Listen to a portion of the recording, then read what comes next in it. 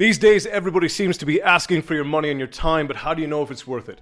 I'm Castle. Welcome to the Crucible. Now, before we get started, I want to point out that every single one of these reviews is devoid of my opinion where possible to make it an objective and nuanced look at the companies, the campaigns, the product, and the people who make these things to let you know whether or not it's worth your time and money to consume their content and or product. Now, that being said, let's dive right in. Today, we're talking about Maven Collectibles and their current design Kickstarter for the Titan. Now, we have a rare instance where we actually get to look at a previous product from a company before their new one has come out, and we get to test and take a look at the quality. So let's go ahead and do that now. Alright, so Maven Collectibles is a design company out of Richmond, Virginia, United States of America. In case you didn't know where Richmond, Virginia is. They were founded in 2016 with a mission statement of combining fine art quality with collectibles, or at least that's what I've gathered from their website. Now, last year they successfully funded the Super Heroines line. Now, in the spirit of transparency, a friend and colleague of mine did design the products in the previous Kickstarter and did a good deal of work on the current one. If this gives you fear that it will compromise the integrity of the review, don't. Those who know me know well that I stand by my scruples, and she is aware that I will be objective and fair regardless of what it means for the overall review. And all my notes are peer-reviewed before we publish. So, let's carry on. The previous project was dubbed the Super Heroines, as I've stated, and it was a set of generic action figure blanks marketed as perfect for customizers, collectors, and artists as a highly detailed drawing mannequin. Now, the figure is entirely disassemblable at every joint for the ease of painting and for increased articulation. While this seems grand on paper, she is a little bit weak in the knees, making posing quite the trick. Now, I presume that this was done to allow spacing for the paint to firm up the joints without making it overly firm, which is great forethought, but if your intention was to keep and pose the figures as received, you may be out of luck if the product quality is consistent. And if the quality is not consistent, well, we can't really blame that on Maven. According to their semi-regular podcasts, all their manufacturing is done through a Chinese production company. Now,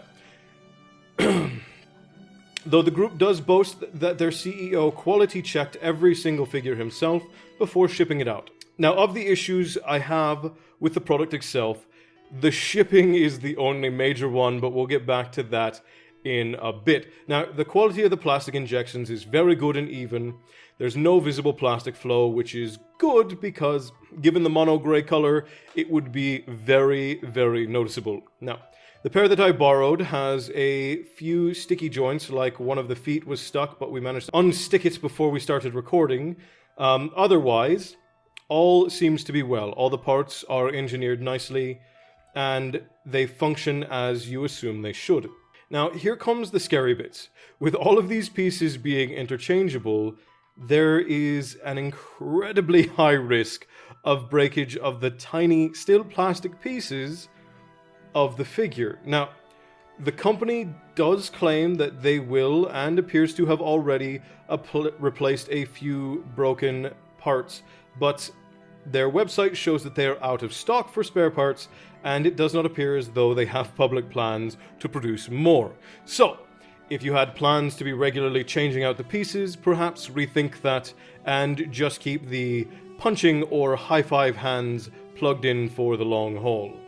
With that being said, the tiny parts shouldn't be as much of an issue with the new guy, as the Kickstarter we are covering today is profoundly dubbed the Titan. A 9-inch figure meant to be a body blank for characters in the size of those such as the Juggernaut, the Hulk, or Kratos, God of War, boasting 30 points of articulation and a minimum price tag of $70. Now, this is with the promised accessories.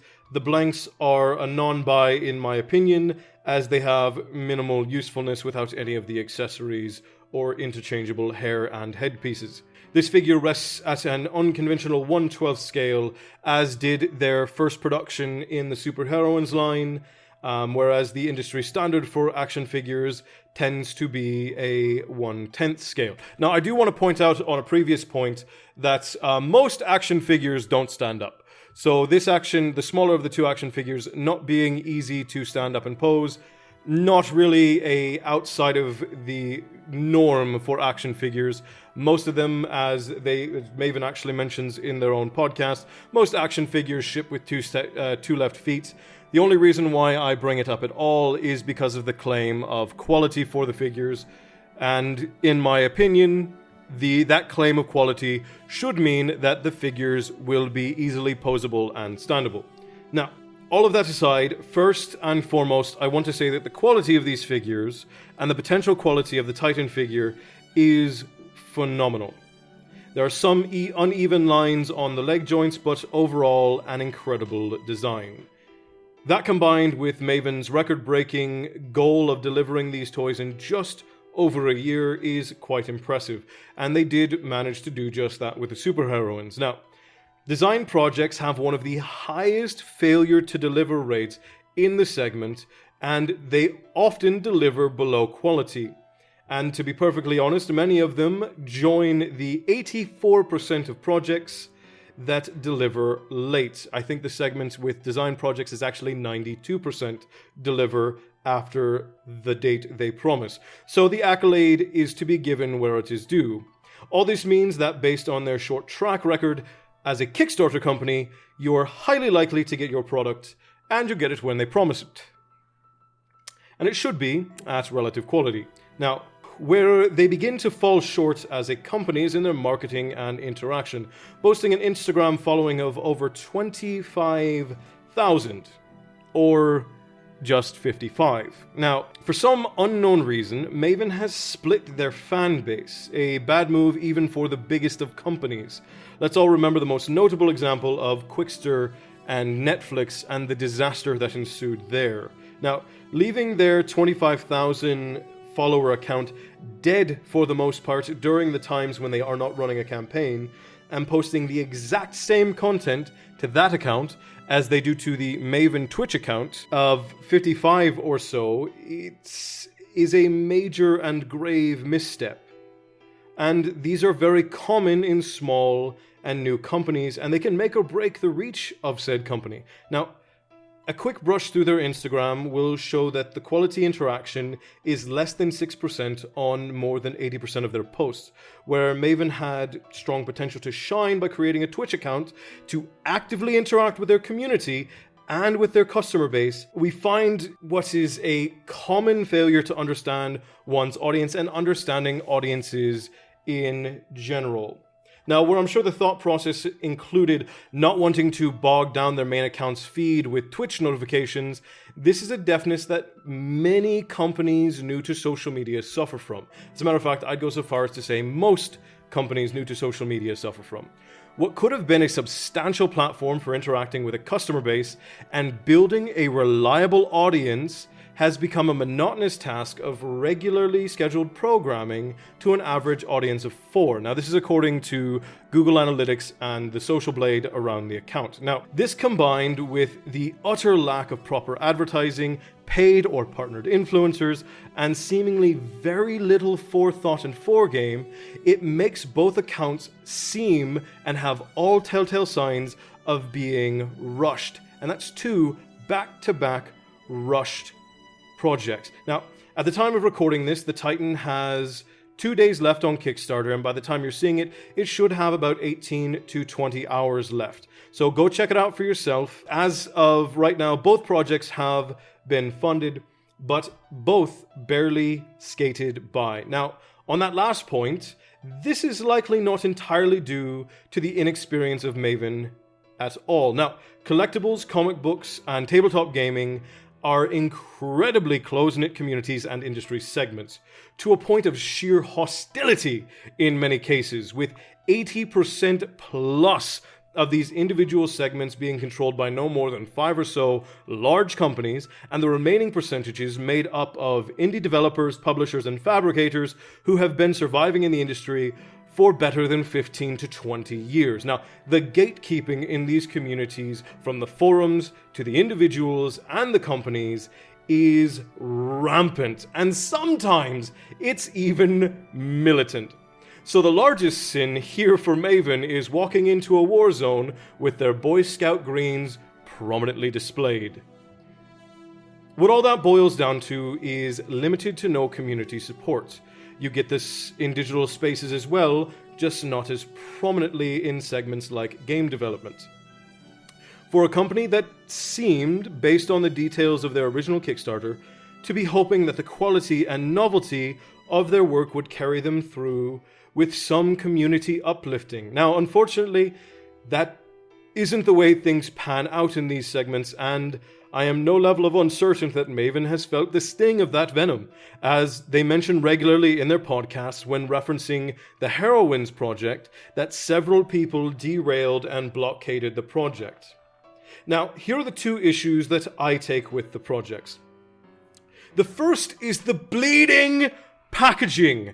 Blow me if this isn't the last product you should be shipping out in a godforsaken padded envelope. These figures come priced at right around what you would pay for a standard non-special edition figure of this size. The damn thing needs a box. While Maven claims that this is done for eco-friendly shipping and packaging purposes, pulverize me if I could give a damn. Put it in a box. Doesn't even have to be a fancy box. Manufacturing on recycled material boxes can be made as low as 5 cents per box when bought in bulk through some Chinese manufacturers, and as low as 50 cents per box through American distributors.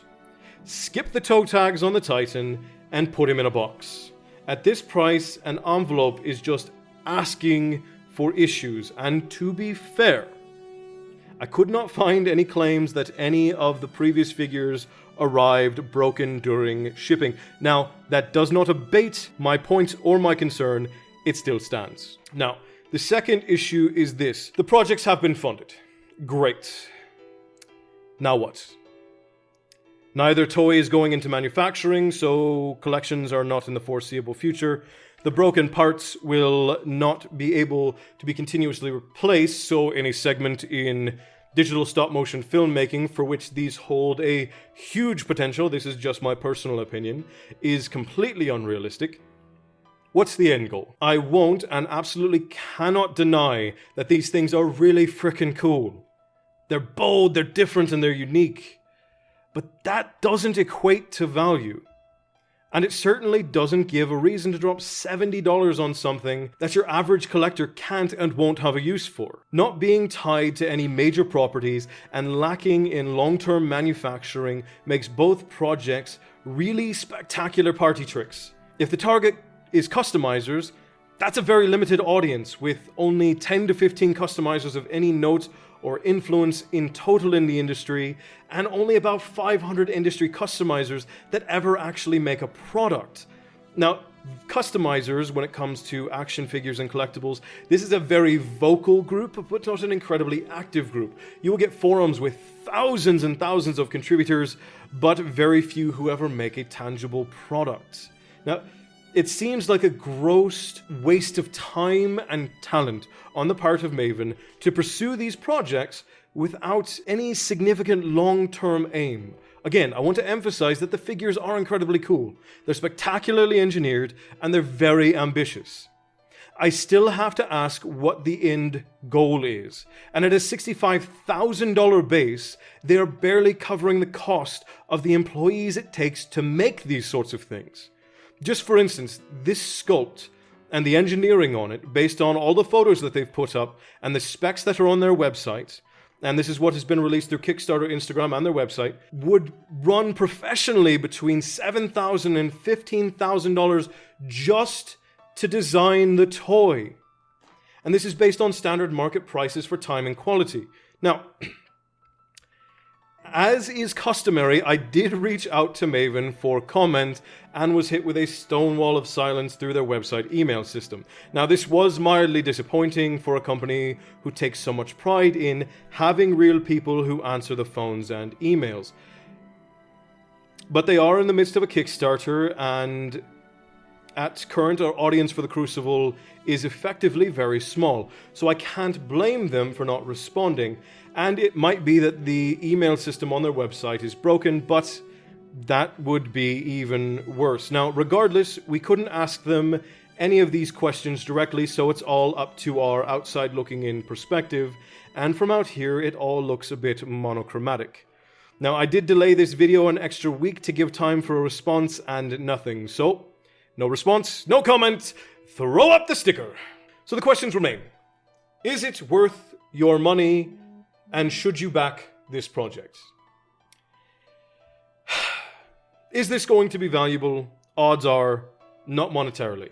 Even licensed collectibles only have a statistical probability of around 2% of increasing in value over inflation. Now that means over time things get more expensive, so if you paid 10 cents for something in 1960 and you pay $1 for something similar in 2005, chances are those things are of the same value. It hasn't increased in value over inflation. So what you're getting is really just the plastic and paper that you paid for. Now, should we back this project? I'm going to say absolutely. Now, while it may have seemed like I was heading towards a hard no, I think projects like this one are incredibly important for the stimulation of the industry. Now, while Maven may have missed the mark on function, they nailed it on the form. And when bold projects like this succeed, they embolden other creators to think away from convention and more towards need over practicality. Now, will you see a return on your investment? Likely not. That's the unfortunate tale of most collectibles. Will you get a wicked-looking, unique action figure and support unconventional thinking? 100%. And my experience always tells me that stirring the pot in a positive way is always worth the money. So if you have the time, you have the money, and this is your jam, 110% go and drop $70 and get yourself a neat action figure. Just don't pull off the hands, because you won't be getting another set, my friends. Leave in the comments down below any Kickstarter or companies you would like to see me run through the Crucible. Don't forget to like and subscribe if you have not already, and please hit the bell so you know when I put up videos, because YouTube is awful about notifying you guys. You can also follow me on social media, Twitter, Instagram, and of course the real OG, TikTok. And I will see you guys the next time we run something through the fire and the flames. Cheers, kids. I'll see you